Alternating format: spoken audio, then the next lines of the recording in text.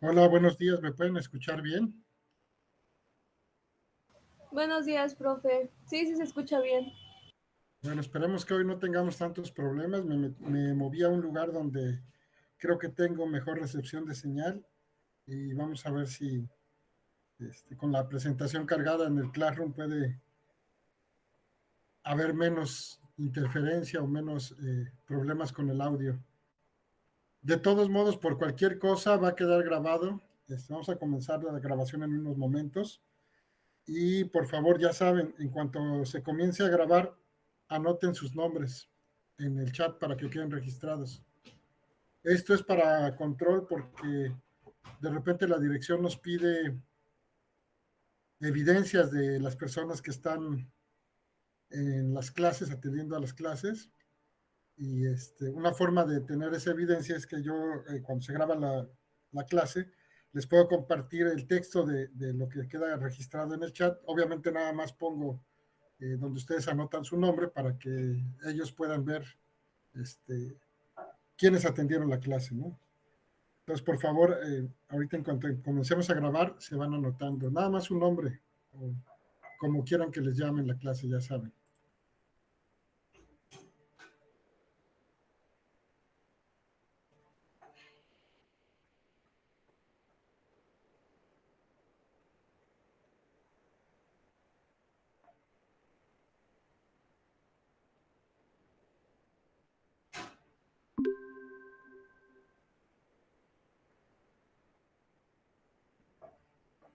Bueno, vamos a comenzar con la sesión de hoy.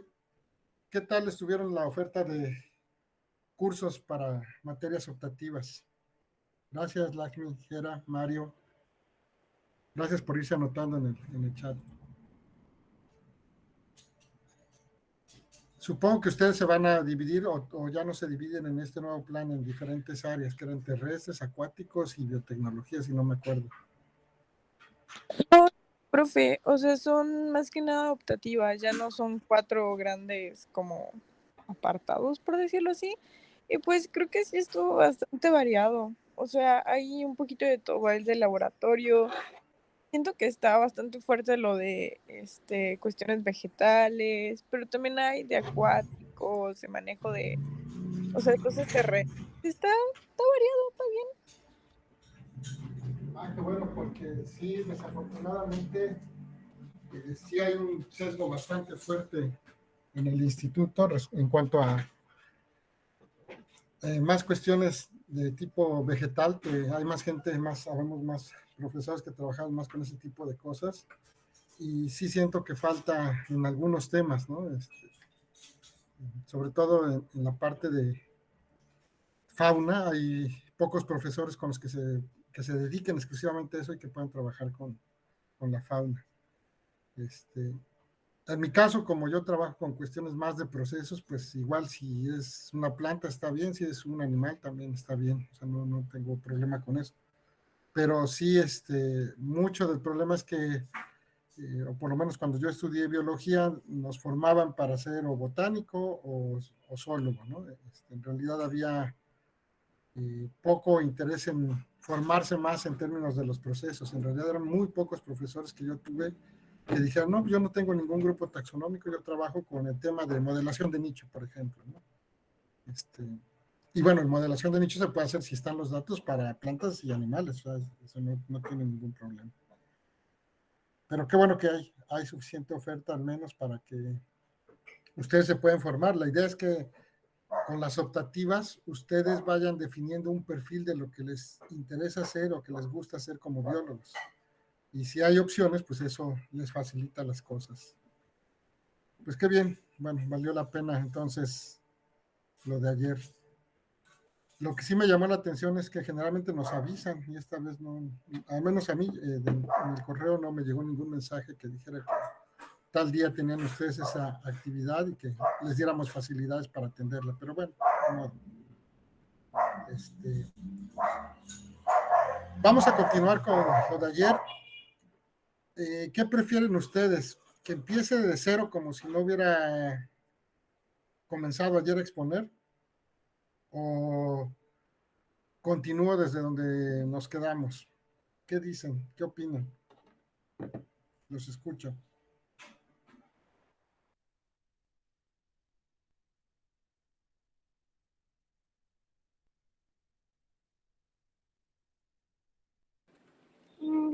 Si no es mucha molestia, podemos empezar otra vez. Es que yo sí lo escuchaba muy mal. Prácticamente no entendí nada de la clase. Bueno, en parte porque no se escuchaba bien y en parte porque tu profesor es muy malo para dar clase. Entonces, bueno, va de nuevo. No, también tenía muy mal mi internet. Sí, es broma, no te preocupes. Va de nuevo. Entonces vamos a ver la presentación desde cero. Ya está cargada en el Google Classroom para ustedes. Ahorita se las presento. Voy a tratar de cerrar todo porque también ya me dijeron, ya me regañaron aquí en la casa que tengo un montón de pestañas abiertas de el navegador del Google Chrome y que eso también quita ancho de banda y como nuestro ancho de banda no es muy ancho, entonces eso hace que no se escuche bien. Entonces vamos a ver, ya está aquí la presentación, está cargada ahí.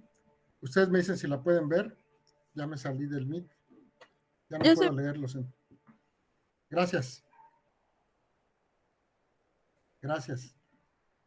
Bueno, entonces les platicaba ayer que el capítulo de Jorge Soberón, de su libro de Ecología de Poblaciones, en la parte donde habla de las interacciones planta-animal o las interacciones en general de depredación, les llama las interacciones corre que te alcanzo, ¿no? Y en particular yo les voy a hablar de un proyecto, un trabajo que hicimos con la mosca mexicana de la fruta, Anastrefa ludens, y las plantas de las que se alimentan, es decir, una interacción de tipo planta y su herbívoro, ¿no? Ayer les preguntaba cuáles eran los temas principales en el campo de la biología evolutiva y ustedes me contestaron bastante bien lo que a estos dos señores se les ocurrió hace ya un buen tiempo, ¿no? Tanto a Darwin como a Wallace se les ocurrió que dos de los temas principales en el campo de la biología evolutiva tenían que ver con esto. Uno, con la biodiversidad, ¿no? Con la diversidad biológica. Una pregunta central para Wallace y Darwin fue, ¿qué es lo que hace que haya sitios altamente diversos en especies, ¿no? De lo que se sabe por los historiadores de la ciencia que han logrado recopilar las cartas que intercambiaban Darwin y Wallace, conocemos que los dos viajaron a Sudamérica, los dos hicieron un recorrido por el río Orinoco en la Amazonía y los dos trabajaron con escarabajos, fueron de los grupos más llamativos para ellos. Entonces tenían una buena colección de escarabajos y no dudo que muchas de las especies que juntaron ese recorrido hayan sido compartidas. Y a los dos les llamó la atención que fueran altamente diversos. Ayer les mencionaba que en la imagen ustedes pueden ver una representación de un grupo que es altamente diverso, que son los escarabajos arlequín, por esas figuras que tienen de dos colores en sus hemiélitros. Y es uno de los grupos de escarabajos más diversos que hay dentro de todos los animales y en particular en los insectos.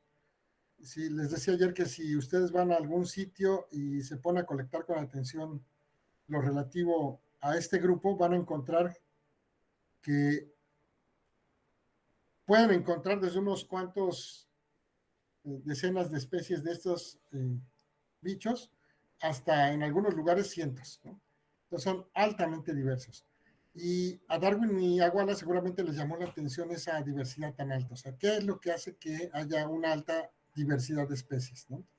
Y por eso desarrollaron toda su teoría de que la selección natural podría estar explicando o podría estar detrás de la gran diversidad de especies. Por otro lado, también hablábamos ayer del ejemplo de este escarabajo con su protuberancia esa tan llamativa que seguramente debe ser muy estorbosa si uno va por el piso, por el suelo de cualquier selva o bosque escapando de un depredador, pero que tiene una función muy importante. Ustedes me decían ayer que tenía que ver con la reproducción, ¿no? Yo les platicaba que cuando yo era pequeño, Me encantaba andar haciendo travesuras, y una de esas travesuras era agarrar escarabajos o bichos parecidos a los escarabajos, amarrarles de la pata un hilo y traerlos ahí como mascotas, ¿no? Y cuando juntábamos varios para que no se nos escaparan, rápidamente nos dimos cuenta que si uno los pone patas para arriba, no se van, ahí se quedan quietecitos. Es muy raro el que logre voltearse, pero la mayoría queda inmovilizado. Y eso es lo que hacen estos bichos cuando pelean por parejas. Los machos, que son los que tienen esta protuberancia, esta adaptación, pelean contra otros machos para el acceso a las hembras. Y para eliminar a la competencia, lo que hacen es que con esta especie como de pico, voltean a los otros machos y los dejan fuera de combate. Entonces eso es otra de las cosas que les llamó mucho la atención a Darwin y a Wallace, las adaptaciones que podrían también estar detrás de la generación de muchas especies. Entonces, bueno, dos de las preguntas centrales tienen que ver con qué genera la diversidad biológica y, por otro lado, si las adaptaciones están relacionadas o no con la aparición de nuevas especies. También les comentaba ayer que hay muchos ejemplos en la literatura, pero los ejemplos más impresionantes para mí y también que tienen mejor evidencia o más documentados tienen que ver con las asociaciones que hay de las plantas con los animales. Y que de este tipo de asociaciones puede haber dos, ¿no? La que llamamos asociación productiva, como sería el caso de las abejas con las plantas que visitan, en donde el beneficio para las abejas es el alimento, que puede ser polen o en algunos casos polen y néctar. Y las plantas reciben el beneficio de que sus granos de polen son movidos entre las flores vecinas y eso genera que las plantas puedan reproducirse, ya sea por el polen que reciben de otras plantas o por el polen que donan a otras plantas. Y ese es un tipo de asociación productiva. En ecología se llama mutualismo. Se caracteriza porque la interacción entre ambas poblaciones repercute en un beneficio que se traduce en un incremento en las tasas de crecimiento poblacional, como seguramente vieron en su curso de ecología, y por eso es una interacción más. Del otro lado, del lado izquierdo, ustedes pueden ver a una oruga alimentándose del follaje de una planta, y esa es una interacción que no es tan productiva, o por lo menos no para la planta y sí para la oruga. Y esa es una interacción de tipo más para la oruga, que obtiene alimento, y menos para la planta, que pierde tejido foliar. Y estos dos tipos de asociaciones entre plantas y animales ha llevado a desarrollar una serie de ideas, de teorías y de modelos para tratar de entenderlos. En el caso de las interacciones de depredación, como es la del lado izquierdo, eso ha llevado a los modelos de depredador-presa, que estos dos señores, Vito Volterra, el que está arriba, y Alfred Lotka, desarrollaron para tratar de explicar y entender la dinámica poblacional de las presas y sus depredadores. Ahí en la imagen ustedes pueden ver el caso de los zorros y los ratones de los que se alimentan. Estos son datos reales en las praderas de Estados Unidos que durante varias décadas han seguido a las poblaciones tanto de zorros como de ratones, y lo que ustedes pueden ver son picos y valles. Picos en donde hay una alta densidad o un número elevado de organismos de ambas poblaciones, y valles en donde hay poquitos, ¿no? Y eso parece un sub y baja, de repente son muchos, de repente son pocos y así se va. Y esos cambios en los tamaños de las poblaciones de zorros y sus presas la explicaron de manera matemática con este modelo Lotka y Volterra, y por eso en honor a ellos se conocen como los modelos de Lotka y Volterra, para el caso particular de los depredadores y las presas, en donde ustedes pueden ver que para el eje X tenemos el número de organismos o el tamaño poblacional de las presas, para el eje Y es de los depredadores. Y en la línea verde lo que marca es lo que se conoce como un ciclo límite, dentro del cual los tamaños de las poblaciones aumentan y disminuyen a lo largo del tiempo en función de lo que está haciendo el otro. Y eso determina por qué observamos estas oscilaciones, estos picos y estos valles en la interacción de los depredadores y las presas. Eso fue a principios del siglo XX, por ahí de los años de 1920. Y en los 60, 70, un ecólogo catalán, Ramon Margalef, criticó duramente este tipo de modelos, porque prácticamente la gran mayoría de los ecólogos de poblaciones se dedicaron a validar este modelo de manera un poco acrítica, muy entusiasta, pero dejando de lado las limitaciones y consideraciones que tiene todo modelo. Y Margalef lo que hizo fue tratar de mostrar las limitaciones, de ser muy crítico con los alcances del modelo, y para llamar la atención decía que eran los modelos de Tom y Jerry, ¿no? Como estas caricaturas donde el gato persigue al ratón, y ahí en la imagen ustedes pueden ver a Tom siguiendo con la vista a Jerry, Jerry siguiendo con la vista a Tom, uno para atrapar al otro y el otro para no dejarse atrapar, ¿no? La crítica de Margalef va en el sentido de que los modelos están bien, nos ayudan a tener una idea, un marco de referencia teórico, pero que no son la realidad, ¿no? Y creerse que el modelo explica todo lo que sucede en la realidad, pues es algo incorrecto.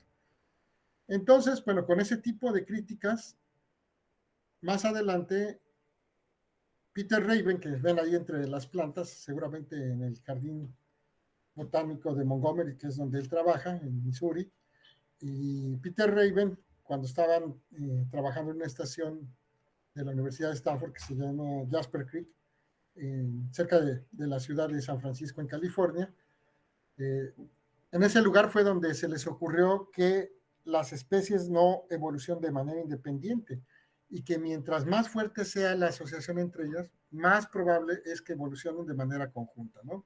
Esta idea de la coevolución. Y de hecho, la idea sale para tratar de explicar por qué el mundo es verde, ¿no? De hecho, así se llama su trabajo, ¿no? ¿Por qué el mundo es verde?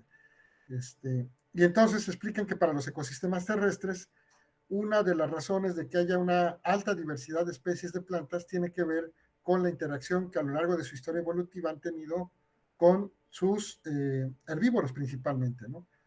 Aquí le dan mucho más peso a los herbívoros que a los polinizadores y ahorita van a ver por qué. Con esa idea de la evolución conjunta y lo que les platicaba ayer, que en mis épocas a mí me tocó ir al cine a ver el episodio 4 de la Guerra de las Galaxias, en donde Darth Vader, que representa al Imperio, pelea contra Luke Skywalker, que representa a los rebeldes, y que lo mismo ocurre con bloques que se arman, ¿no? Los socialistas con los capitalistas, los nacionalistas contra los globalifílicos, etcétera, etcétera, ¿no? Los de libre mercado contra los de la protección, etcétera. En donde tenemos dos ejércitos, vamos a llamarle así, ¿no? Y cada ejército trata de desarrollar las mejores armas para derrotar al oponente. Y el oponente pues trata de desarrollar las defensas que mejor le sirvan y a su vez desarrollar otras armas o armas equivalentes a las del ejército con el que lucha para pues tratar de defenderse y que no lo aniquilen, ¿no? En el caso del episodio 4, pues el arma que tratan de destruir es la Estrella de la Muerte, que como su nombre lo dice, de lo que se encarga es de destruir planetas. Y esa es la misión en todo ese episodio. De eso se trata todo esto, ¿no? Para que el imperio no se imponga a los rebeldes. Y les mencionaba ayer que lo mismo ocurre, algo parecido a esa carrera armamentista en donde se desarrollan armas muy potentes, le ocurre a la naturaleza. Actualmente en nuestro mundo, como ya no existe el bloque socialista y el bloque capitalista como tal, actualmente hay tres potencias que se disputan eso en el planeta, que son Estados Unidos, Rusia y China. Los rusos van como 15 años adelantados con unos aviones hipersónicos que desarrollaron y los gringos apenas están tratando de igualarlos con eso.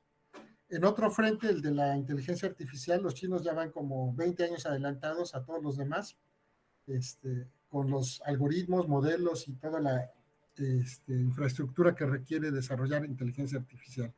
Entonces ya no es tanto con armas así, en algunos casos, tan imponentes como la Estrella de la Muerte, pero sigue habiendo esa carrera armamentista entre los líderes del planeta que tratan de imponer su estilo de vida, su forma de pensar y sus condiciones a los demás, ¿no?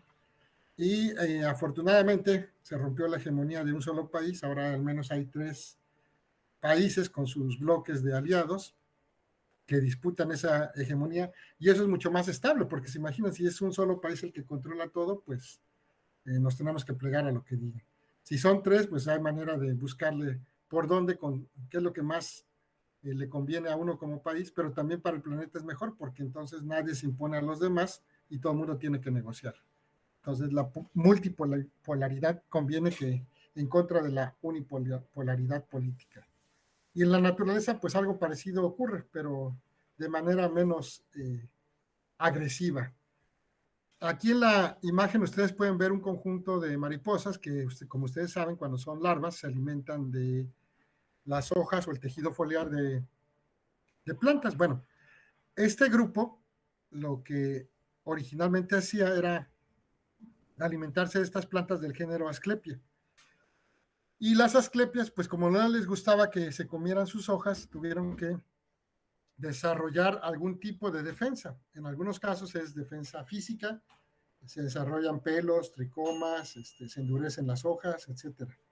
Pero en otros casos la defensa es química, como en el caso de esta asclepia.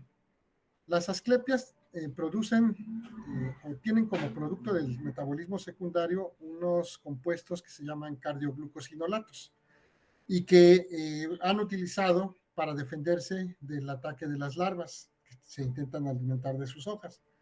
Esos cardioglucosinolatos pues los acumulan en su tejido foliar y cuando los herbívoros las atacan, pues encuentran un sabor desagradable e inclusive tiene efectos tóxicos este tipo de compuestos. Pues bueno, eso hizo que muchas de estas especies ya no se quisieran alimentar de esas asclepias, pero hubo una que sí logró brincarse esa defensa, que fue la monarca. Y les comentaba también que la monarca no solamente logra secuestrar los metabolitos secundarios de estos cardioglucosinolatos, sino que también además los acumula y en el adulto le sirven como defensa contra sus propios depredadores, que son las aves. Entonces las aves aprenden que las monarcas, además de saber feo, les producen taquicardia, ¿no? Entonces, por eso ya las dejan de comer y eso ha provocado que muchas especies de mariposas traten de copiar a las monarcas en su patrón de coloración y de figuras que tienen y de ornamentaciones que tienen en las alas para tratar de engañar a las aves y evitar que se las coman, ¿no? Es el famoso mimetismo. Bueno, entonces ahorita estamos en esta etapa del lado de izquierdo, perdón, derecho abajo, donde ya la monarca logró brincarse esa defensa y no sabemos qué es lo que va a hacer ahora la asclepia, cómo va a responder. Pero este es un ciclo de defensa, contraataque o contradefensa, así, para las interacciones antagonistas, como este tipo de interacción que son los herbívoros y las plantas de las que se alimentan. Entonces, este tipo de interacciones antagonistas ha llevado también a analizar la cuestión de la especialización. Y les mencionaba ayer el ejemplo de esta mosca europea, en donde todavía podemos encontrar a una especie que se alimenta de frutos silvestres, que es la de la parte de arriba, pero también hay otra mosca que ya no le gustaron esos frutos, cambió de hospedero, de planta de alimentación para sus larvas, y comenzó a alimentarse de frutos cultivados por los humanos, que son las manzanas.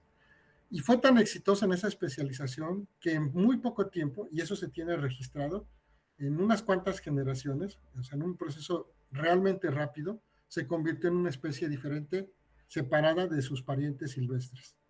Esta ahora se llama Rhagonetis pomonella, que es el género al que pertenece, y la especie de Rhagonetis pomonella. Tiene bien documentado, o se ha documentado bien de diferentes maneras, el proceso que llevó a cabo a la hora de que se cambió de hospedero. Piensen ustedes que esto fue un cambio muy rápido. Las manzanas en Europa se comenzaron a producir de manera comercial, por decirlo de alguna forma, en plantaciones o en huertos ya extensivos, alrededor del siglo XVIII, les gusta, XVII, cuando muy temprano. Es decir, si hacemos cuenta, son menos de 300 años. Si estas moscas tienen una generación por año, o inclusive hasta 2 generaciones por año, suponiendo, estamos hablando como de 600 generaciones. Entonces fue un cambio realmente rápido si lo comparamos con el tiempo que le lleva a la evolución, o otros casos conocidos que llevan de la especialización y la especiación. Y eso, además de todo el registro que se tiene histórico, está la evidencia molecular, se han hecho análisis moleculares y han visto que el cambio es muy rápido y que inclusive hay marcadores moleculares que todavía no tienen registrado el impacto de esta especiación, y más bien lo que se ha registrado es la especialización en estos frutos, que lo ha llevado a sincronizar su ciclo de vida con la maduración y la producción de las manzanas. Y entonces se aisló reproductivamente porque ya el periodo de reproducción, además de que está adelantado, ya está desfasado de sus parientes silvestres, es más corto.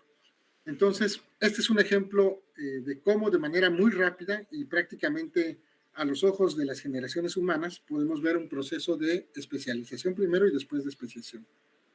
Y entonces por eso es muy interesante estudiar este tipo de cosas. Por eso es que nosotros propusimos un proyecto que se llamó Adaptación Local de Insectos Fitófagos a sus especies hospederas, tratando de entender cómo es la estructura poblacional y las correlaciones genéticas. Para el proyecto establecimos 3 metas. La primera fue tener una evaluación de la interfase de las plantas y los animales con los efectos en la estructura genética de las poblaciones. La segunda, analizar el efecto de la selección a nivel local en cada población, ver si existía este efecto o si eran otras fuerzas evolutivas, y finalmente ver si había consecuencias de cambiar de hospedero. Es decir, ¿qué le conviene a estos insectos? ¿Ser especialistas y tener un proceso de especiación, o ser generalistas y así están muy bien? Entonces, trabajamos con esta especie, Anastrefa ludens, que es la mosca mexicana de la fruta que les mencionaba al principio. Pertenece a una familia de moscas que es bastante conocida, que es la familia Tefritidae, porque el 90% de las especies que pertenecen a esta familia o son moscas de la fruta, como esta que ven ustedes aquí, o son moscas que producen agallas en las plantas, ¿no? Estas protuberancias que de repente se le ven ahí medio feas a las plantas, bueno, si son moscas, probablemente sean de la familia Tefritidae. Entonces son de estas moscas, son famosas por esas dos características, o ser moscas de la fruta o ser moscas agalleras. También les decía que probablemente les ha tocado, o ya sea ustedes o algún familiar que está comiendo felizmente su mango o su naranja y de repente ven, tiene un gusano y ya no se lo quieren comer y ya lo tienen. Bueno, pues probablemente sean moscas de la fruta de estas. Si les ha pasado y les sirve de consuelo, pues son moscas que solamente se alimentan de la pulpa de la naranja, de no más de cosas, a diferencia de otras moscas que se alimentan de un montón de porquerías. Estas no, estas son vegetarianas, estas son veganas al 100%, solo se alimentan de frutos. Digo, la apariencia es muy desagradable y tienen esta forma que le dicen larva coniforme, porque parece un cono. La cabeza, que es la parte que ustedes ven hacia la izquierda de la imagen, es mucho más pequeña que la parte caudal.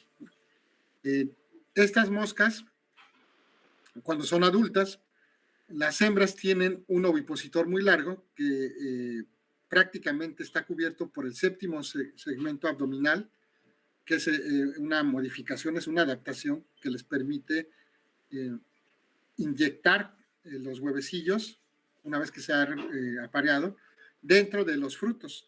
Entonces, ese ovipositor, piensen ustedes en la escala del tamaño de una mosca, le permite atravesar cáscaras tan gruesas como las de la toronja, ¿no? Y obviamente, pues otro tipo de cáscaras. En términos taxonómicos, esta mosca tiene una característica particular en las alas, que es esta banda en forma de S. Esa es característica de esta especie, ninguna otra especie del mismo género la tiene, pero además tiene estas bandas que se llaman bandas costales, que están en unos segmentos del ala que son de color un poco más oscuro, y también tiene una banda en B invertida, que es esta que pueden ver ustedes aquí, esta banda de B interna, que está entre los dos brazos, externo y el externo. Entonces, con esas características, uno puede identificar en campo a estas moscas. El ciclo de vida comprende, pues, primero la fase de huevo, que en laboratorio puede durar de 2 a 7 días. Una vez que se cumple esa etapa, las larvas eclosionan del huevecillo y se comienzan a alimentar de la fruta, de la pulpa, o que es el endospermo propiamente dicho, y tienen 4 estadios larvales que pueden durar en promedio de 6 a 11 días. Después de que son larvas, pasan al siguiente estadio, que son las pupas, que pueden vivir o durar entre 9 a 11 días y que se realiza enterrados en el suelo. Fíjense cómo a la hora de alimentarse las larvas hacen que los frutos empiecen a producir un metabolito secundario que se llama ácido abscísico. Y como su nombre lo dice, ese ácido abscísico lo que hace es ayudar a la maduración del fruto y desencadenar otra serie de procesos fisiológicos en el fruto que hacen que se desprenda del árbol donde está. Y entonces cuando cae al suelo, prácticamente es el momento en que las larvas están listas para salir del fruto y enterrarse y convertirse en pupas. Bueno, cuando eso sucede, después de que son pupas, eclosionan los adultos que buscan pareja, se aparean y la hembra va y busca los frutos para continuar el ciclo. Les mencionaba que en Chiapas esta mosca ha sido registrada alimentándose de frutos de mango, o la mangífera índica, del Citrus sinensis, la naranja, de Citrus paradisi, que es la toronja, y de un silvestre que es Casimeroa edulis, el matazano, o zapote dormilón, también creo que le dicen en algunos lados. Estas son las plantas en donde en Chiapas hemos encontrado moscas de estas. Y entonces lo que hicimos fue montar experimentos y análisis moleculares para tratar de conocer cómo eran las correlaciones genéticas. Ahorita les explico un poco de qué se trata eso, y cómo se determina la estructura genética de las poblaciones. En su curso de genética les platicaron esto de qué eran las correlaciones genéticas. ¿Sí lo vieron? ¿No se acuerdan? No que yo recuerde, profe. Pero no sé si lo... Pero no me acuerdo. ¿Los demás qué dicen?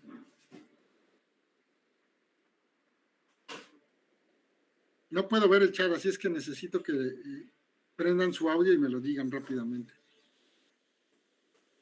No pasa nada si pasa el de los tamales o el del gas y se escucha el ruido de fondo. Ok, entonces vamos a explicar eso de manera más concreta y rápida.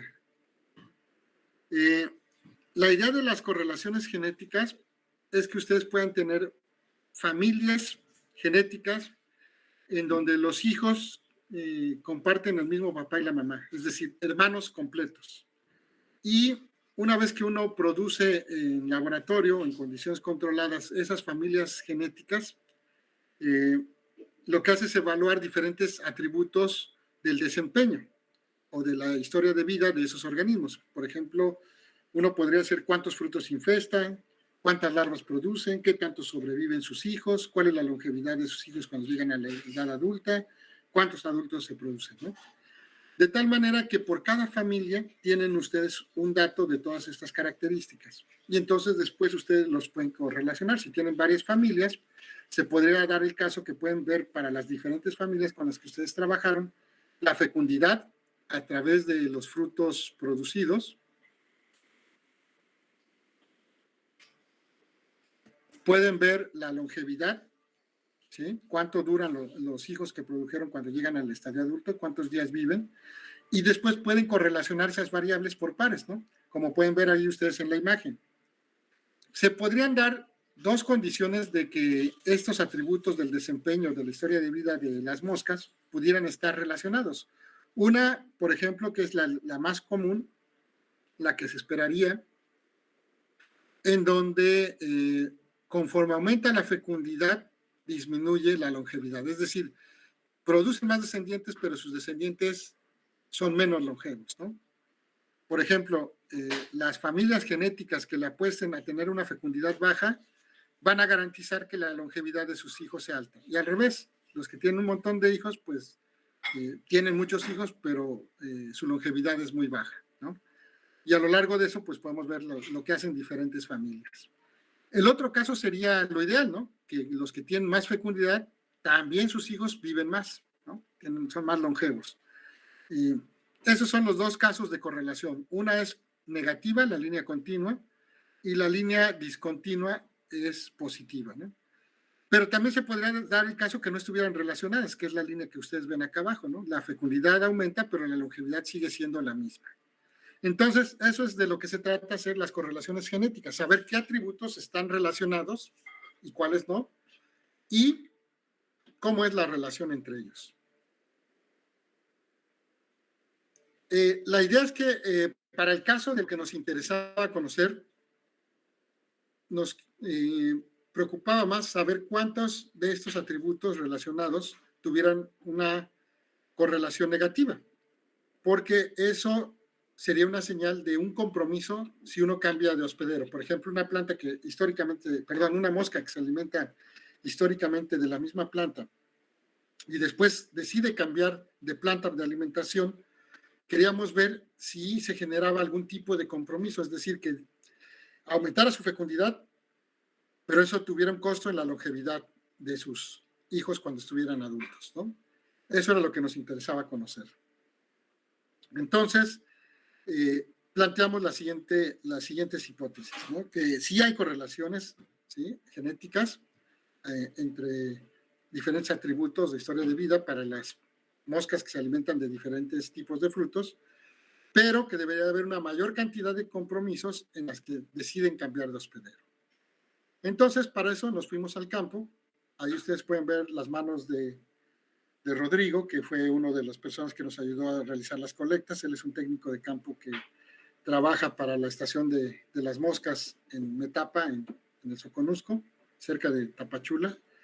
Y lo que hacíamos era ir a campo, buscar frutos en el suelo, porque generalmente ya son larvas mucho más grandes y son más fáciles de ver. Las larvas que están en los frutos que están todavía en pie, en el árbol, son mucho más pequeñas y más difíciles de manejar y colectar. Entonces lo que hacíamos era buscar frutos tirados, que son las que estaban a punto de convertirse en pupas, son más grandes las larvas, y abríamos los frutos que tuvieran algún tipo de daño, ya se conoce más o menos el tipo de daño, que dicen que está podrida, por ejemplo, ¿no? Y buscábamos a las larvas. Con las larvas que encontrábamos, nos las llevábamos al laboratorio, las poníamos en estos espacios especiales para que pudieran producirse los adultos, y en cuanto eclosionaban los adultos los íbamos separando por sexos. Teníamos jaulas para los machos, jaulas para las hembras, para después controlar los experimentos que queríamos, ¿no? Más o menos la cosa es así. Colectamos un montón de frutos de matasano, de los cuales cuando ya se convirtieron en las larvas en pupa, se ponen en un medio de cultivo que se llama vermiculita, que es un medio de cultivo estéril para poner plantas en medios hidropónicos y que simula un poco las funciones del suelo en condiciones naturales. Entonces después colábamos esa vermiculita para quedarnos solamente con las pupas, que son las que pueden ver en la segunda imagen. Y luego, después ya que estaban separadas por sexo las moscas, poníamos en jaulas individuales una hembra con 5 machos y las estábamos observando hasta que el primer macho se apareaba con la hembra. En ese momento los 4 machos restantes se retiraban y se podían reutilizar para ponerlos con otras hembras, o bien se regresaban a los cultivos para otros experimentos. Y una vez que la hembra duraba 2 o 3 días apareándose con el mismo macho, retirábamos al macho y poníamos a la hembra a que ovipositara. Eso mismo lo hicimos también para moscas que colectamos de mangos, ¿no? Repetíamos exactamente el mismo procedimiento y entonces teníamos cultivos de familias genéticas. Cada una de estas parejas formaba una familia genética y logramos producir 25 familias genéticas de matasano y 25 para mango. Y entonces, ahora sí, con esas 25 familias genéticas, lo que hicimos fue ponerlas a hacer el experimento. A unas, las que venían de matasano, les ofrecimos puros frutos de mango y vimos cuántos frutos infestaron. Dejábamos que se desarrollaran las larvas y en el tercer estadio, que es donde ya se pueden manejar, contábamos cuántas larvas por fruto. Después de eso, cuántas de estas larvas llegaban al estadio adulto, y ya los adultos evaluábamos la supervivencia, es decir, desde las larvas de tercer estadio hasta los adultos, el número de adultos distinguiendo entre machos y hembras, y para cada uno de estos bichos la longevidad. Entonces, eso lo hicimos para simular el cambio de hospedero, es decir, las que colectamos de matasano, las cambiamos a mango, las hicimos que ahora ovipositaran en mango y que se desarrollaran en mango, y dejamos un control, las que colectamos en mango y que mantuvimos ahí, ¿no? De esto logramos producir 25 familias genéticas. A cada familia le ofrecíamos 3 frutos simultáneamente por cada una de las familias y sobre eso evaluamos nuestro experimento. Se darán cuenta que es un experimento en donde hay que estar checando los frutos para ver cuáles están infestados, cuáles no. Hay que tener los frutos separados una vez que ya han sido infestados. Cada fruto se revisa periódicamente hasta que se alcanza el estadio larval 3 y entonces después ya se les pone cuidado para que cuando cambien a pupas estén en el medio adecuado, estén en la vermiculita y ya después se va contando los adultos que van emergiendo y después hay que cuidarlos hasta que se muere el último, ¿no? Entonces, a cada individuo, pues más o menos se le tiene registrado para poder saber cuántos días vive. Y con eso, hacemos las correlaciones genéticas para las siguientes características: el número de frutos infestados, el total de larvas, la supervivencia, el número de adultos emergidos, tanto de machos y hembras, y la longevidad por separado, machos y hembras, y en conjunto. Acá están algunos de los resultados. Por ejemplo, en los control, es decir, las que colectamos de mango y las pusimos a ovipositar en mango, tuvimos las siguientes correlaciones positivas: larvas y adultos emergidos, supervivencia y longevidad, longevidad total y de cada sexo. Negativas, frutos infestados y longevidad. Para las que cambiaron de hospedero, es decir, las que venían de Matasano y las pusimos a ovipositar en mango, pues tenemos frutos infestados y adultos emergidos como relaciones positivas, larvas y adultos emergidos, longevidad total y de cada sexo. Y de las negativas, pues frutos infestados y longevidad, larvas y longevidad, adultos emergidos y longevidad. Por ejemplo, aquí está el análisis que hacemos del cambio de hospedero, ¿no? Tenemos, por un lado, el número de machos emergidos para las dos condiciones, control y la que hizo cambio, las familias que tuvieron cambio, y en cuanto al número de larvas. Como ven, es una relación positiva. Aquí sí, cada familia que representa un puntito de estos que ven en la gráfica, nos dice qué fue lo que hizo. Por ejemplo, hubo familias genéticas como esta de hasta acá, que tuvo un montón de larvas, ¿sí? Casi 250, y eso redituó en que tuvieran más de 100 machos emergidos, ¿no? En las dos se puede ver algo parecido, una familia genética que es altamente productiva, con 200 larvas producidas, larvas de tercer estadio, y más de 100 machos emergidos. Pero en los extremos opuestos también hay otras familias que producen poquitas larvas, alrededor de unas 20, 30 larvas, y obviamente pues eso hace que sean menos machos los que emergen, ¿no? Y esa relación pues es positiva, esta es esperable. Ahora, esa relación después lo que tenemos que hacer es ajustarle una recta que pase lo más cerca posible de todas estas familias genéticas o de los puntos que representan estas familias genéticas para ver cómo es la relación, ¿no? Otros ejemplos de esto, las hembras y los machos que emergen pues también están correlacionados. Noten que tenemos más puntos de familias en las de cambios de hospederos que en las control. Por alguna razón, las de cambio de hospedero fueron más exitosas que las que se mantuvieron en control. Y eso nos llamó la atención. Ahora vean cómo aquí hay diferentes expresiones. Por ejemplo, para los control tenemos que la supervivencia y la longevidad están correlacionadas positivamente. Es decir, si tienes alta supervivencia, eso también se traduce en que los adultos van a vivir más tiempo. Y en el cambio de hospedero, para el número de frutos infestados, tuvo una relación negativa con el número de adultos, pero de los machos solamente, mientras que para las hembras fue positiva la relación, ¿no? Aquí ya empezamos a notar una primera restricción o una primera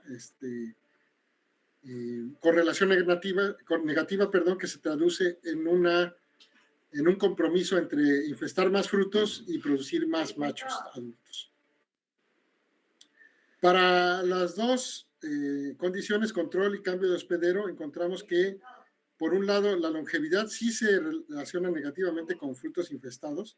Las familias que infestan muchos frutos sus hijos cuando llegan a la etapa adulta son menos longevos. Para el cambio de hospedero se notó esa relación negativa, pero en cuanto al número de larvas, ¿no? Las familias que producen muchas larvas, la longevidad de los machos se ve reducida. Entonces, bueno, analizando todas estas, encontramos que para el control tuvimos 6 correlaciones positivas, dentro de las cuales una era exclusiva, es decir, solamente se presentaba en el control y la otra se compartía con el otro tratamiento, y solamente tuvimos una correlación negativa. Entonces, ahí como pueden ver, se cumple nuestra primera hipótesis que sí hay correlaciones genéticas. En el caso del cambio de hospedero, encontramos 7 relaciones positivas, 2 que solamente se presentan en este tratamiento y 5 que son común con las control. Y lo que sí encontramos 6 correlaciones negativas, o 6 compromisos que le llamamos, o trade-offs.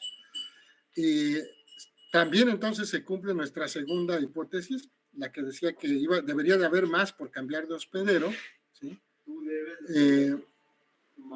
Y todas, tanto en el caso de control como en el de cambio de hospedero, fueron exclusivas, es decir, solamente se presentaron en ese tratamiento y no en el otro.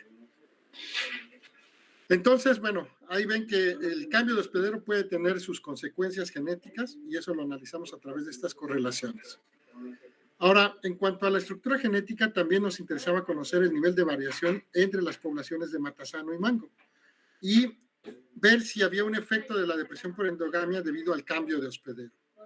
Entonces, con estas mismas mosquitas, lo que hicimos fue plantear estas hipótesis. Esperábamos una mayor variación en la cepa silvestre, una mayor relación o relaciones negativas entre endogamia y atributos de historia de vida, es decir, contra la progenie producida, la longevidad, la proporción sexual y la supervivencia, lo que ya platicamos antes. Y finalmente, una mayor intensidad de la depresión por endogamia en las familias que cambian de hospedero. Esas eran nuestras hipótesis. Para esto, con esas mismas mosquitas, una vez que se murieron, lo que hicimos fue agarrar todo lo que es el tórax y el abdomen para hacer una extracción de material y ver las isoenzimas con las que tienen, ¿no? Entonces, uno en un mortero pone a una de estas moscas que previamente están congeladas a menos 20, se le agrega un buffer de extracción, con ese buffer de extracción se macera, se muele en los morteros. Ese extracto se pasa a tubos Eppendorf como los que ven ahí y por una serie de lavados y centrifugados se separan los lípidos de los ácidos nucleicos de las proteínas. Cuando tenemos nuestras proteínas, entonces hacemos el corrimiento de los marcadores moleculares de esas isoenzimas utilizando una base que se pone en un buffer o una sustancia amortiguadora que permite el movimiento de las proteínas que nos interesa analizar, en este caso isoenzimas. Y después, con estos dispositivos, sobre es un pedazo de papel especial en donde está bañado en este buffer que permite el corrimiento de las proteínas y con la aplicación de una corriente eléctrica nosotros podemos ver el movimiento, ¿no? Aquí está la expresión. Básicamente lo que hacemos es poner sobre estas superficies los macerados, los extractos purificados de todas las proteínas, se aplica la corriente eléctrica y las que son de polo positivo migran al polo negativo, a la corriente negativa, y las que son de polo negativo al polo opuesto, ¿no? Y entonces lo que ustedes pueden ver aquí son las expresiones. Después esto se tiñe con una sustancia para que se exprese la isoenzima que queremos analizar y eso nos permite visualizar la expresión, ¿no? Entonces, fíjense, esto es muy bonito porque aquí podemos ver los individuos que tienen 2 bandas son los heterocigotos y los que tienen una banda son los homocigotos. Y entonces nosotros podemos contar cuántos alelos dominantes hay para cada uno de estos marcadores. Esto lo hicimos para diferentes marcadores y podemos contar los heterocigotos observados. Entonces con eso calculamos la heterocigosidad esperada, la observada, y con esto calculamos F, que es el coeficiente de endogamia, ¿no? Simplemente haciendo esta cuenta. La heterocigosidad esperada, que es la que se calcula con base en el equilibrio de Hardy-Weinberg, menos la que se observa en realidad, ¿no? La que vemos aquí en la expresión de estas isoenzimas, que son individuos que tienen dos bandas. Y eso lo dividimos entre la esperada y nos da el coeficiente de endogamia. Entonces, bueno, hacemos las cuentas y lo que ustedes pueden observar aquí es que tienen mayores niveles de endogamia las moscas que provienen de frutos de mango. Y ahorita les voy a explicar por qué sucede eso. Las de matasano tienen niveles más bajos. ¿A alguien se le ocurre por qué podría darse esta diferencia?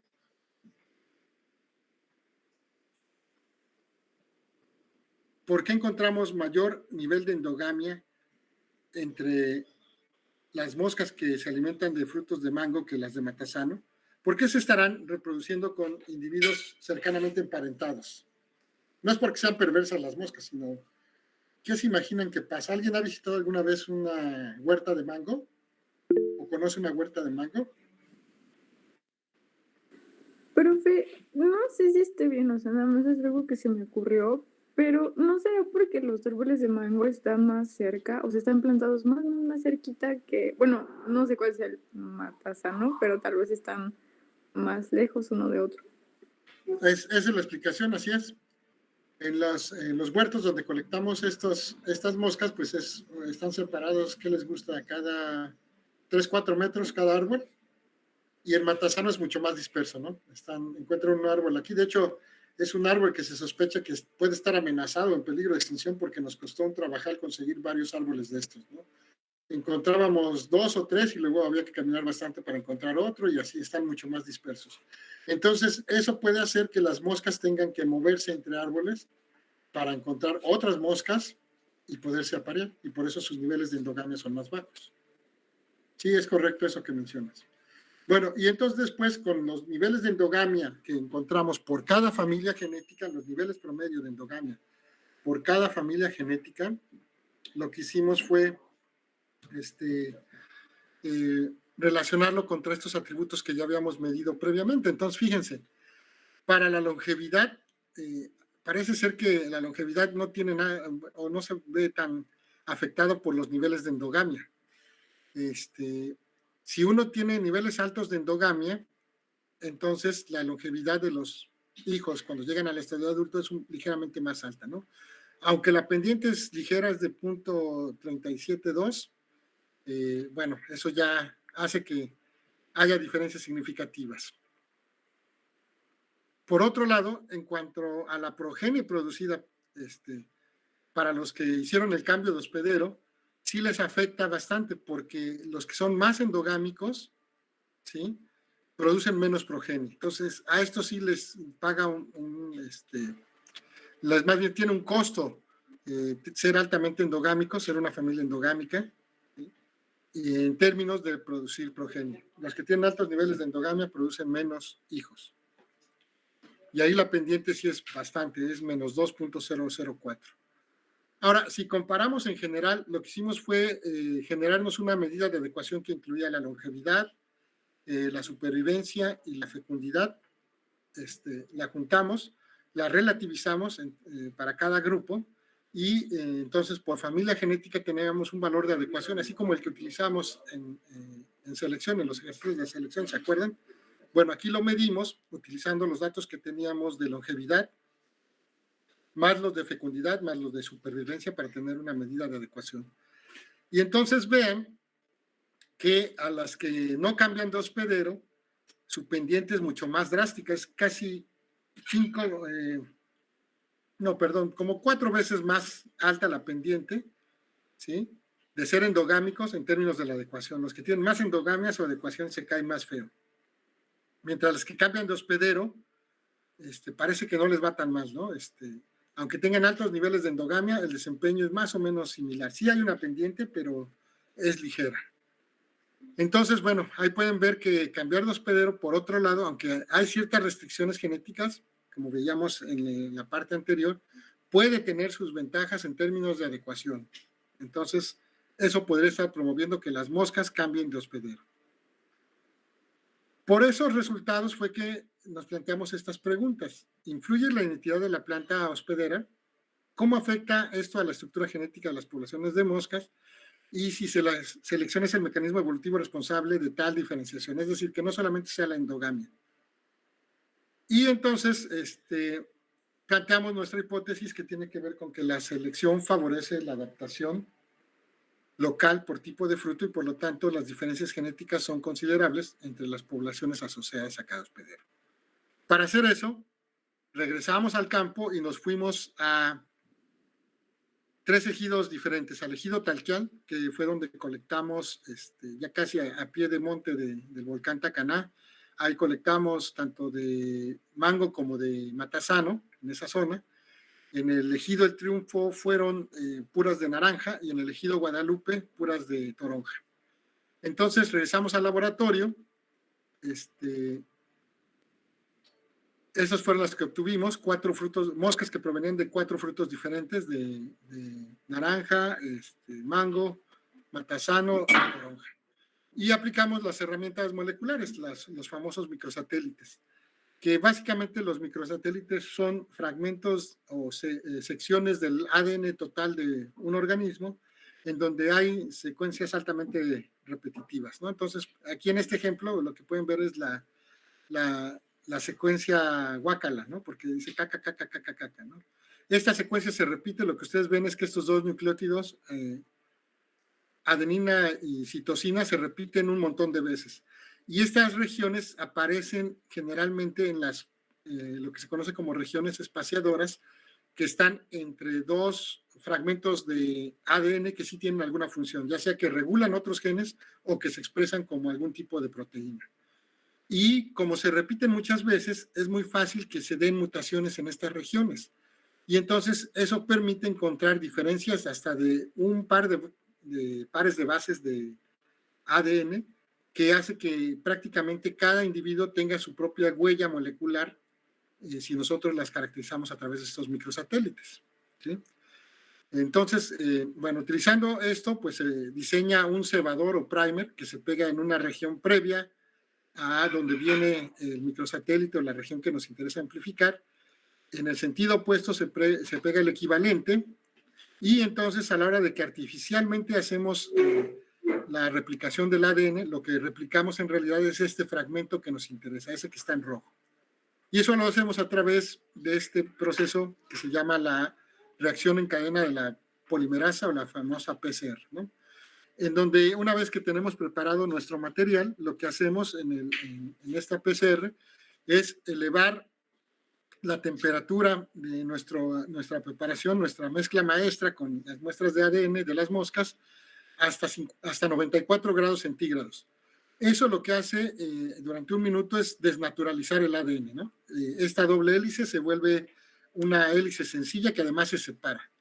En el segundo paso, bajamos la temperatura por 45 o 30 segundos, dependiendo del marcador, y temperaturas que van entre 50 a 60 grados, en este caso el ejemplo pone 54, para que nuestro cebador se pegue en la región que nos interesa. Y entonces esa es la señal para que en el tercer paso elevamos la temperatura a 72 grados y con nucleótidos sintéticos artificialmente, cada uno de estos es un nucleótido de citosina, de adenina, de timina y de guanina, de manera artificial y con ayuda de una polimerasa, sintetizamos la región que nos interesa, ¿no? Y entonces este ciclo se repite. Se dan cuenta que en la primera ronda tenemos 2 copias del original, tenemos 2 copias, a la siguiente ronda tenemos 4, a la siguiente 8, a la siguiente 16, a la siguiente 32, y después de 30 o 40 ciclos tenemos cientos de miles o millones de copias de esa región, de ese fragmento, y eso es lo que nos permite visualizar. Aquí está Rafa Cancino, las manos de Rafa Cancino, que fue el que hizo esta parte como su tesis de licenciatura, en donde él tenía que macerar a las mosquitas. Una vez que estaban maceradas, les aplicaba un buffer de extracción. Una vez que tenía separado el ADN, preparaba una mezcla maestra para correrlo en la PCR, en estos termocicladores, y después visualizaba los extractos, las amplificaciones de los extractos en geles de acrilamida, geles que se corren de manera vertical en estas cámaras, después se revelan en estas bandejas con un buffer especial y después se visualizan en estos dispositivos y se registran en la computadora. Aquí está el resultado del trabajo de Rafa. Estos son los geles de acrilamida, igual se corren por una diferencial de potencial de electricidad y ese fue para el 1.2B, perdón. Este gen que está desarrollado para este marcador molecular, perdón, que está desarrollado para otra especie que se llama Anastrefa suspensa, que es donde están esos microsatélites. Nosotros no los diseñamos, más bien probamos los que ya existían y este fue uno de los que salió. Entonces, vean aquí, otra vez podemos ver individuos que tienen 2 bandas, que son heterocigotos, e individuos que solamente tienen una banda, que son los homocigotos. Arriba pueden ver en color mucho más tenue, lo que le llaman bandas fantasma, que pueden ser producto de la amplificación de fragmentos que quedaron libremente por ahí. Entonces, bueno, con esta información, Rafa Cancino tenía que ir registrando en una hoja de Excel individuos para cada uno de estos marcadores que tuvieran 1, 2 o 2 bandas, ¿no? Y entonces con eso ya se hacen los cálculos. Pudimos obtener 46 individuos que venían de mango, 30 de matasano, 30 de mosca y solamente 12 de toronja. ¿Se acuerdan que calculamos en la clase el porcentaje de loci que son polimórficos? Bueno, aquí está ese valor. Para los de matasano, todos los que probamos fueron polimórficos. Para toronja. Para matasano y naranja, el 66% lo fue, y para mango, 83%. De las heterocigosidades observadas y esperadas, estos son los valores promedio, y con eso calculamos el coeficiente de endogamia de cada uno, en general.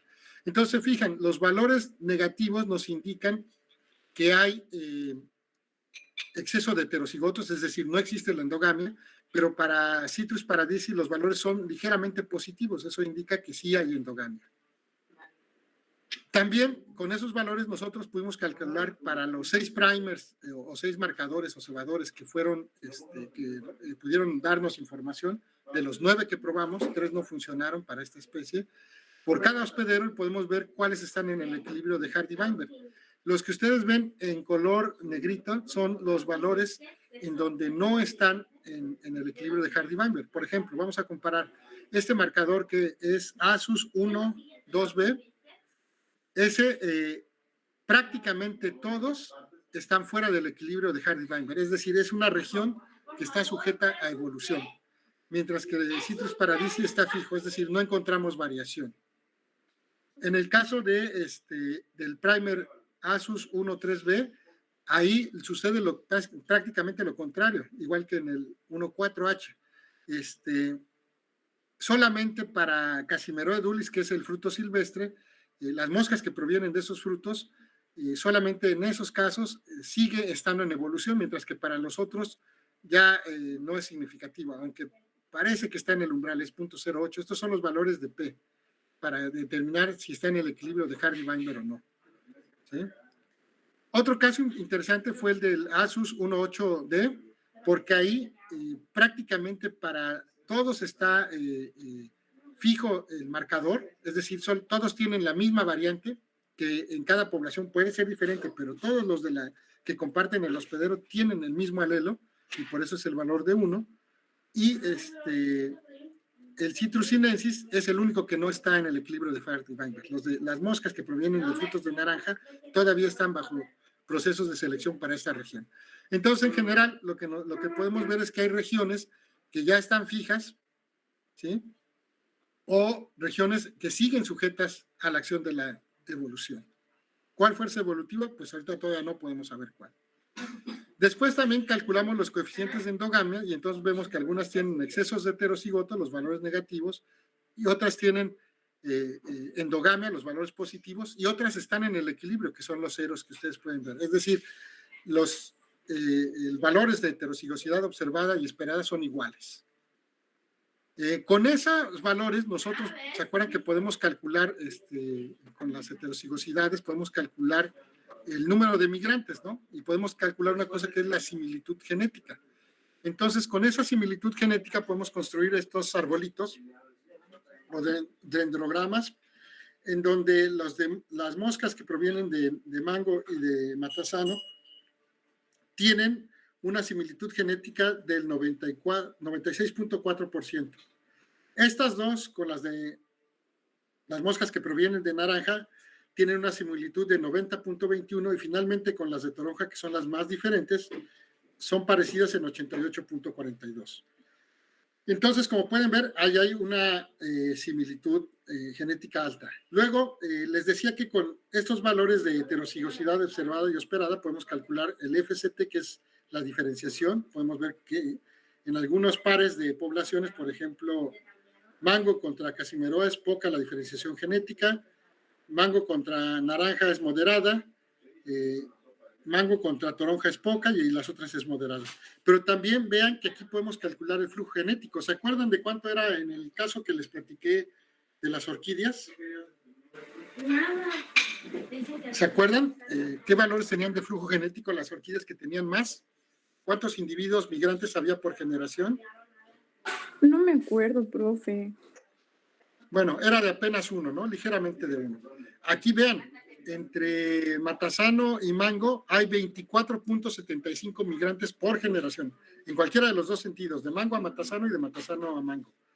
Y la que tiene menos es Casimeroa edulis, el matasano, con Citrus sinensis, que es la naranja, que tienen 1.6 migrantes en promedio por cada generación, ¿no?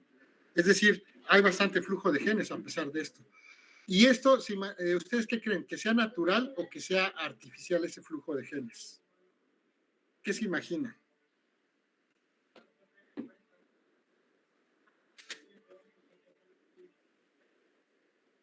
Piensen un poquito, es una mosca,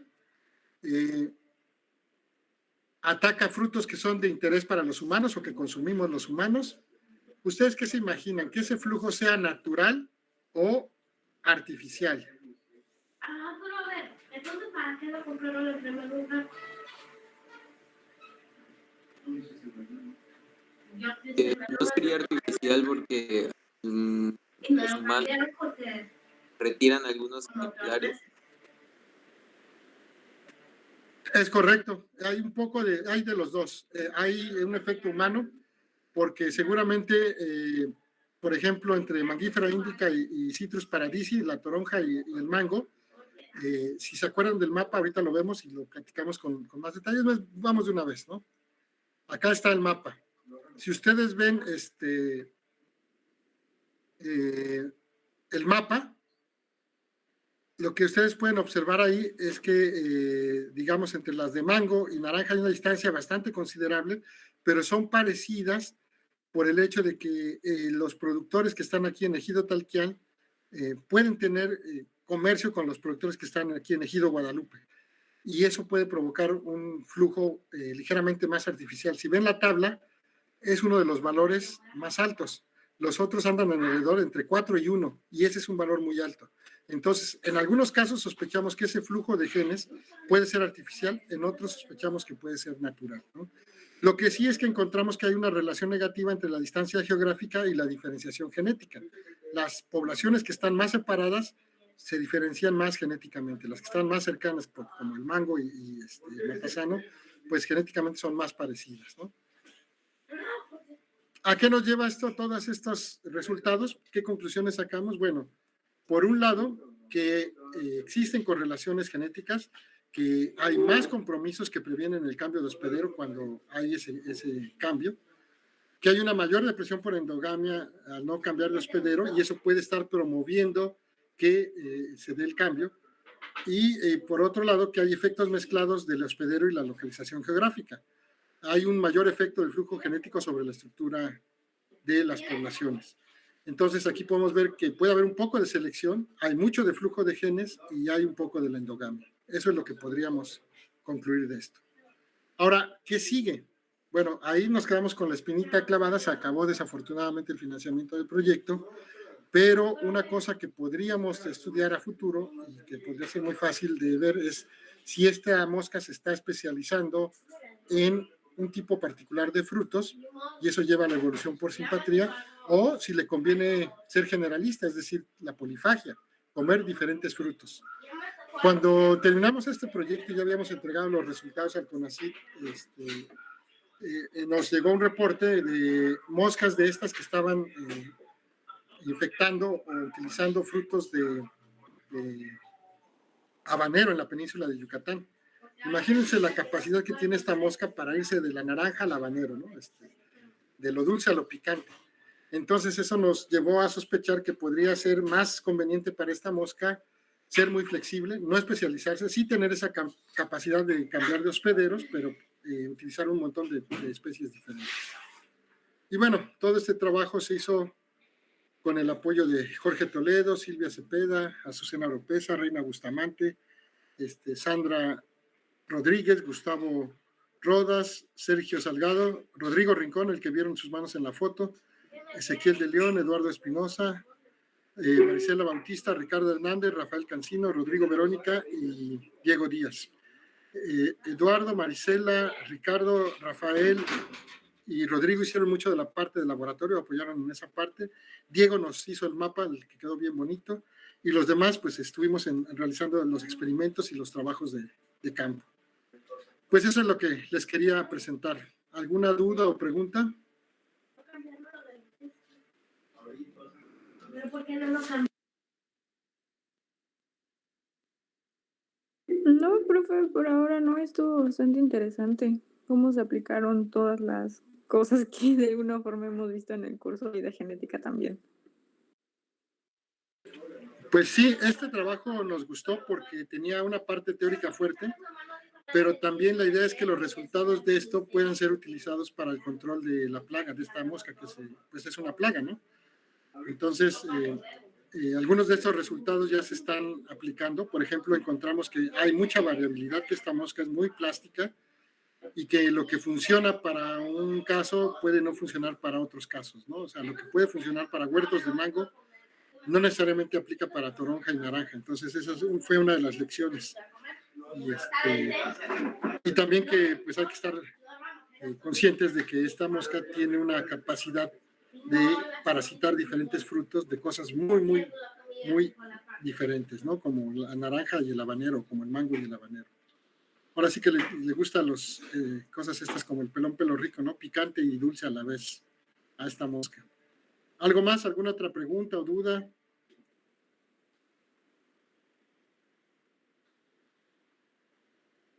¿Nada? Bueno, la idea es que con los datos que tenemos de esto, tanto de Rafael Cancino como de Rodrigo Verónica, que fueron los que hicieron la parte de isoenzimas y de microsatélites, la próxima sesión vamos a hacer el análisis nosotros, vamos a repetir lo que hicieron ellos y vamos a ver si lo hicieron bien y es consistente lo que nosotros encontramos con lo que ellos hicieron. Entonces, le vamos a dejar hasta aquí.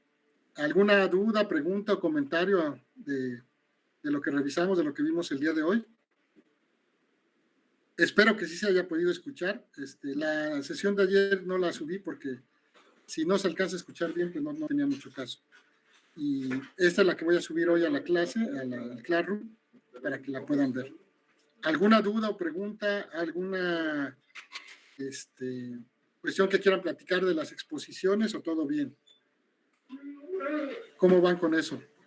Profe, no sé mis demás compañeros y compañeras, pero yo le quería preguntar si podemos recorrer las expos para que se empiece o sea, no esta semana que viene, sino la próxima. Pero no sé si afecte mucho y no sé si las demás personas estén de acuerdo.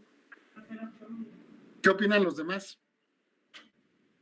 Yo también le pediría si podíamos recorrer las fechas. ¿Más opiniones? Gracias. Gracias, Sofía y Evelyn. ¿Qué más? ¿Los demás no opinan nada? ¿No tienen vela en este entierro, como decía mi abuelita? Yo creo que sí, opinen. Pues por mí no hay ningún problema que se recorte. Si se recorta. Tampoco tengo problema. ¿Les parece si, para que quede registrado, y no nos sobrelapemos, Los que voten a favor de que se recorra, anoten en el chat, pongan nada más yo. Y como ya viene su nombre, pues ya sé quiénes son. Y ya los que no voten o los que no quieran, ok, gracias. Bueno, parece que va ganando el yo. Parece como votación del PG, ¿no? Quieren que lo saquen y todos dicen no. Ok, está bien, está bueno. Lo que sí les voy a pedir una cosa, por cualquier situación que no esté en su control, como lo que está ocurriendo con las fallas eléctricas o que se va el internet y todo esto, les voy a pedir una cosa, ya nada más para terminar la clase y les voy a pasar un video de cómo grabar audios en las presentaciones para que su archivo esté cargado en el Classroom. Voy a generar una pestaña ahorita que se llama Exposiciones, en donde, o creo que ya está, déjenme ver, déjenme checar, a ver si... déjenme ver. No, voy a crear una carpeta que se llame Exposiciones.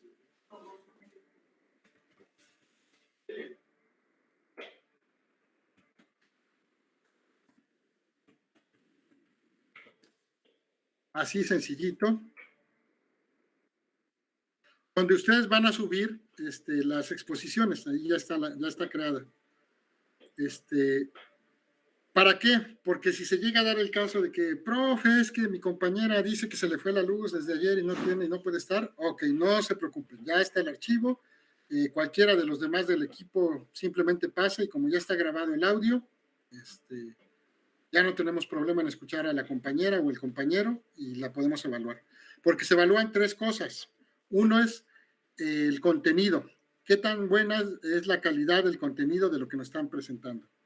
El segundo, y bueno, y ahí también se evalúa la originalidad del contenido, ¿no? El segundo rubro que se evalúa es la calidad visual, es decir, que el balance entre imágenes y texto para las diapositivas, ¿no? Que no sea puro texto y que tampoco sea pura imagen, que no nos dice mucho, ¿no? Que haya un balance entre esas dos cosas. Y el rubro importante para la calificación, bueno, desde mi punto de vista, es la integración del equipo. Por ejemplo, un equipo en donde una sola persona expone y son tres y los demás calladitos y nada más ayudaron a preparar, pues tiene una integración baja para mí, ¿no? Tendría cuando mucho un 6, o si exponen muy bien, pues un 7. En cambio, un equipo que se repartió y que si son tres, cada uno expuso 33.33% de la presentación, para mí eso es una integración completa y tendría un 10 sin ningún problema. Entonces eso se evalúa, porque nada de que exponga fulanito. Yo sé que a nadie le gusta escuchar su voz en grabación, pero si no quiere tener problemas, si quiere que se le considere para la presentación, expóngalo. ¿Sí saben cómo ponerle un audio a su presentación? A una presentación de PowerPoint es muy sencillo. Sí, profe. O sea, ¿usted se refiere como, no sé, para poner algún efecto sonoro y así? Va desde un efecto sonoro hasta el audio de su voz, en donde ustedes explican eso. Y lo pueden enseñar, lo pueden leer. Yo no sé ponerle la voz. Ok, perfecto. Profe, en lo que muestra eso, tengo una duda. Entonces, no es como que nosotras vayamos a exponer en vivo, sino que vamos a grabar nuestra voz exponiendo y nada más vamos a pasar las diapos. Es que me perdí un poquito, perdón. Pueden tener las dos cosas, puede haber las dos opciones. O sea, mi recomendación es que la presentación, las diapos tengan su audio. Porque si resulta que se enfermó el compañero, que a la compañera la llamaron de emergencia no sé qué, que se les fue la luz, lo que sea, a los que van a exponer porque sucede. Los demás pueden ir hablando sin activar el audio y solamente activar el audio para las compañeras o compañeros que no pueden estar presencialmente. ¿Sí? Es nuestro backup, nuestra copia de seguridad, ¿no? Muchas gracias, profe.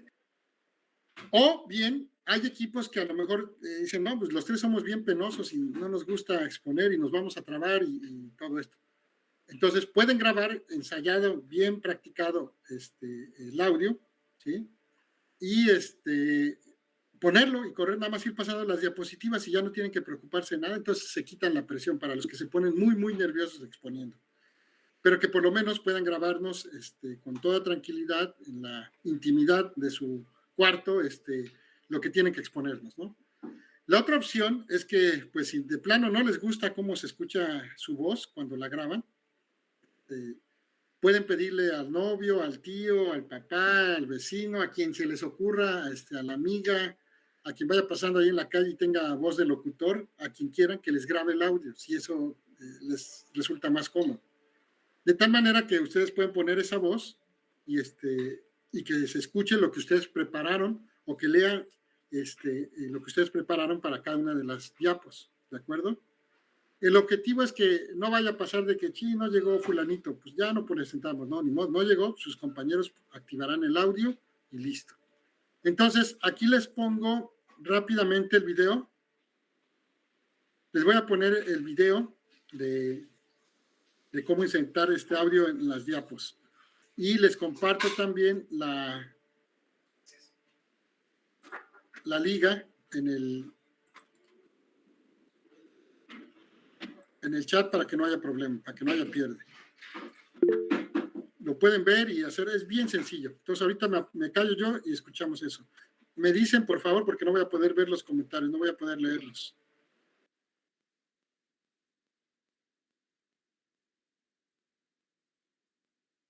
Audio en este tutorial aprenderás cómo insertar audio en PowerPoint para todas las diapositivas. De esa forma podrás agregar una pista de audio o canción como fondo musical para tus diapositivas y dicha música seguirá sonando durante toda tu presentación de PowerPoint. Sin más preámbulo, ¡empecemos! Y en este momento ya me encuentro en PowerPoint y lo primero que tendrás que hacer obviamente es abrir tu presentación, es abrir tus diapositivas de PowerPoint. Seguidamente deberás de hacer clic en la diapositiva desde la cual deseas que inicie la pista de audio o canción que piensas agregar. Para este caso me encuentro en la primera diapositiva, pero si quisiera que inicie, por ejemplo, desde la tercera diapositiva, tendría que hacer clic en la tercera diapositiva. Y desde aquí, estando aquí, tendría que agregar la pista de audio. Pero para este ejemplo deseo que la música, que la pista de audio empiece desde la primera diapositiva. Por ello hago clic en la primera diapositiva y ahora vamos a agregar la música. Para ello aquí en la parte superior presionamos en el menú insertar. Repito, presionamos en insertar y ahora ubícate donde dice audio, donde estoy señalando. Haces clic ahí y aquí debajo presionas donde dice audio en mi PC. Seguidamente te pedirá que ubiques y selecciones la canción que piensas usar. La selecciono y presiono en el botón insertar. Y en tu diapositiva se agregará este objeto, el cual estoy señalando. Y si deseas escuchar la pista de audio que acabas de agregar, presionas en el botón play. Y ahí estás escuchando la canción que acabo de agregar. Voy a pausarlo. Seguidamente lo que vamos a hacer es configurar la pista de audio para que se escuche en todas las diapositivas. Para ello, aquí en la parte superior, estando en la pestaña reproducción, donde nos encontramos en este momento, aquí debajo vas a presionar en este botón que dice reproducir en el fondo. Presionamos ahí. De esa forma, haciendo eso, le estamos diciendo a PowerPoint que la pista de audio se reproduzca automáticamente, se reproduzca en todas las diapositivas y que se repite durante toda tu presentación. Asimismo, que oculte la barra de reproducción durante tu presentación. Esta barra es la que estoy señalando, donde hemos presionado play. A esto me refiero, esto se va a ocultar. Por cierto, y en caso tengas una versión antigua de PowerPoint, es posible que no tengas este botón que dice reproducir en el fondo. No te preocupes, lo que tendrás que hacer es marcar estas opciones que acabamos de ver. Márcalas tal como están en este momento y de esa forma habrás hecho lo mismo. Y ahora sí, lo que vamos a hacer es comprobar que esto funcione. Para ello voy a presionar en este botón que dice presentación con diapositivas. Es lo mismo si presionas en la tecla F5. Hago clic ahí. Y como escuchas, automáticamente la pista de audio comienza a reproducirse. Voy a avanzar en las diapositivas. Rápidamente voy avanzando. Y si deseo también puedo retroceder. Y la pista de audio sigue sonando. Ojo, y no es que la pista de audio empiece desde cero en cada diapositiva, no. Sigue sonando. hasta llegar al final de tu presentación. Voy a llegar a la última diapositiva y ahora sí, automáticamente la música de audio finalizó también cuando terminó la presentación. Salgo de esto y eso sería prácticamente todo lo que tendrías que hacer para insertar audio en PowerPoint en todas tus diapositivas. Y quiero recalcar que la pista de audio o canción que piensas agregar la puedes insertar en cualquier diapositiva. Para este caso lo hice en la primera diapositiva, pero puede haber sido en la segunda, tercera o en cualquier otra. Tú decides desde dónde deseas que inicie la música. Por último, si deseas aprender más de PowerPoint, te invito a participar del curso completo de PowerPoint que he publicado en este canal. Es totalmente gratuito y debajo de este video dejaré el enlace respectivo al curso de PowerPoint. Gracias por tu atención y hasta aquí sería este video donde has aprendido cómo insertar audio en PowerPoint en todas las diapositivas. Por último, si este video te puede utilizar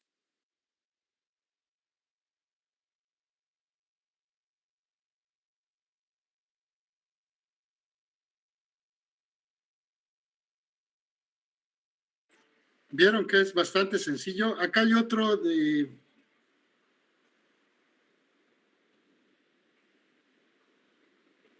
Ahorita se los comparto. Ese nada más fue en general del audio, pero hay otros donde explican cómo se puede modificar. Por ejemplo, ustedes tendrían dos opciones. Una primera opción es esa, que graben primero, ya sea en su celular o en la computadora directamente con la grabadora de audio, lo que quieren decir, y ya tienen una carpeta y entonces van insertando cada uno de esos en cada pedazo. Lo que tendrían que desactivar cuando hacen eso, en la opción que dice automático, hay una opción que dice clic en cada diapositiva, y entonces eso hace que cuando pasan a la diapositiva automáticamente se activa el audio de cada diapositiva. Y es todo. Lo demás es muy sencillo. Ahora, podrían ponerle una música de fondo a su presentación si quieren. Como ya vieron, ya ahí está la receta. Ustedes pueden hacer lo que se les ocurra. ¿Sí? Entonces, pues ahí está. Ya no hay pretexto, ya quedamos. Ahora voy a que termine la sesión de aquí. Reprogramo las presentaciones porque es probable que la próxima semana sí salga a campo, entonces viene bien que pospongamos las fechas. Y después, no es probable, es forzoso que entre el día 7 y el 6 tenga otra vez que salir a campo. Entonces, voy a acomodar las fechas de acuerdo a eso para las presentaciones, pero no hay problema. Tenemos 2 semanas prácticamente para hacer las presentaciones, 2 o 3 semanas. Ahí nos acomodamos y ajustamos bien. ¿Alguna duda o pregunta? Échenle un vistazo a los videos ahí que están en el chat. Y si no, busquen los suyos. A lo mejor, si no les gusta cómo explicó este señor, pueden buscar otro que explique con más detalle. ¿Dudas, preguntas, comentarios hasta aquí? Sí, profe, como dice Dana, muchas gracias por ser tan empático con el grupo y, o sea, por lo de los y por recorrer las exposiciones. Y yo escucho mejor su audio, profe, ya no se pagó. No, gracias a ustedes por su paciencia. Y pues acuérdense que el curso funciona bien en la medida en que tengamos un ambiente agradable para trabajar. Pues también, si esto ayuda a que ustedes hagan una buena presentación y se sientan cómodos y contentos, adelante. Bueno, pues les doy las gracias por la sesión de hoy. En las siguientes sesiones vamos a ir viendo ya estos análisis y para el final del curso. Sí, Lashmi, adelante, te escucho. Sí, bueno, yo solo quería decir que si este trabajo de las moscas que nos presentó, nos lo podría compartir. Ya está compartido en el Classroom. Ahorita se los enseño dónde quedó. Gracias. Ahorita te enseño. Lo puse en donde está otras fuerzas evolutivas. Ahí está la presentación, es esta de PDF. Sí, se llama École de POV, porque esta también se las platiqué a los de cuarto semestre que están en Ecología de Poblaciones para ejemplificar esto de las interacciones bióticas. No les di muchos de los detalles de evolución que a ustedes sí, porque pues ellos apenas están empezando a ver. Me centré más en la parte ecológica del asunto. Ahí está, y ahí también va a quedar la grabación del día de hoy para que tengan la grabación y la presentación ahí mismo. ¿Algo más?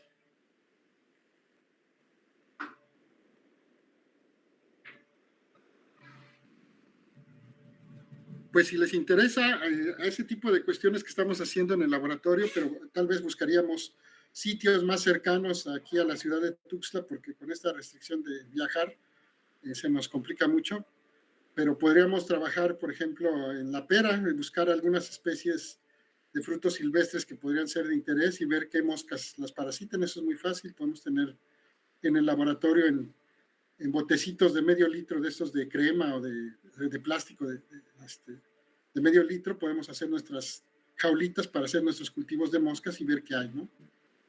Si a alguien le interesa, pues podemos echar a andar esa línea en el laboratorio. También, pero ya no nos están dejando ingresar a la pera. ¿Y eso por qué, Evelyn? ¿Qué pasó? ¿Por qué no dejan entrar? Problemas ahí internos con los que viven ahí y ya no nos están dejando ingresar, solamente a la parte que le corresponde pues a la Unicach, que es un pedacito de una galerita. Uy, eso está complicado. Bueno, de todos modos, sí, te escucho, Manuel Alejandro, adelante. Nada más para agregar ahí, de hecho ni siquiera quieren que estemos en los caminos, en las carreteras.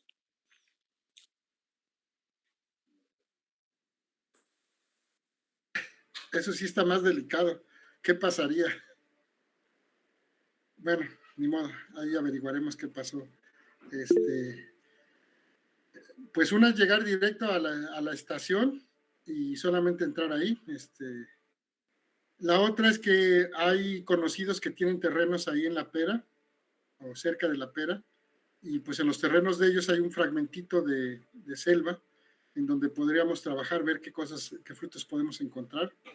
Voy a preguntar y a lo mejor ahí, si a alguien le interesa, podemos hacer algo. Adelante, Ania, te escucho. Profe, yo soy de Berrio. Igual y si queremos ir a la pera, yo creo que sí nos dejan entrar. Le haría un escrito al presidente, porque aquí todos nos conocemos. Entonces, dudo mucho que nos digan que no. Sí, el presidente, pues es conocido, trabajó antes en la CONAM, Cebadúa. Sí, es Cebadúa, no me acuerdo, no, ¿cómo se llama? No, ahorita ya está otro, es un chavo, bueno, sí es un chavo, está muy joven. Se apellida Acero. Ah, ok, Jorge Acereo. Ok, Lupita nos comenta, bueno, Gaby nos comenta en el chat que fue por lo que tiraron un poste. Híjole. No, sí, esas cosas sí son bien delicadas. Y si nada lo repararon, y los dejó sin luz, eso sí está delicado. Pero bueno. Lo que pasa es que en general... Ay, perdón. ¿No el expresidente era un tal Cebadúa? ¿Ya no es?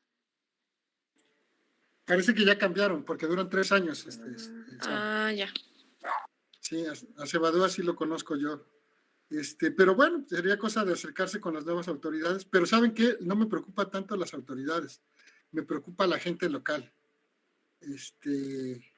Voy a ver por otro medio, por un amigo que tiene un terreno ahí, que es el que nos dejaría entrar a su predio, y que inclusive tiene una cabañita para quedarse. Si habría la oportunidad, voy a preguntarle. Entonces, bueno, eso sería lo que yo podía averiguar y ver si podemos salir a hacer una salida extraoficial, porque oficialmente no hay salidas. Ya podremos platicarla para finales de noviembre o cuando ya no tengan muchos pendientes que atender. A lo mejor hacemos algo así, si les parece. Los que quieran ir, eso ya es completamente optativo.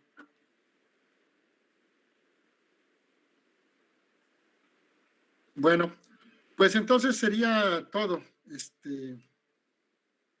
Muchas gracias por su atención. Tengan buen fin de semana, cuídense mucho y nos estamos viendo en la siguiente sesión. Yo les aviso dependiendo de qué ocurra con mi salida a campo. Gracias. Igualmente, profe, bonito viernes. Sale, profe.